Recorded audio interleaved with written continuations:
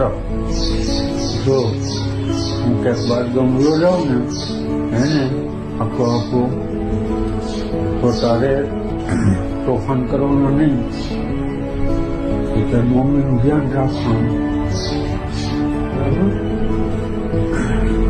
પછી તારી મમ્મી કહે ને એમ બધું કરવાનું, પછી બે દીદીનું ધ્યાન રાખવાનું. હો અને પપ્પા ન આવે ને તો પપ્પા કરવાનું નહીં. હો શાંતિથી રહેવાનું, ડાયો થઈ જઈશ રોવાનું નહીં. હો હું તારું તું મને યાદ કરીશ ને એટલે હું તારી આગળ આવીશ. હો હું તારું ધ્યાન રાખીશ.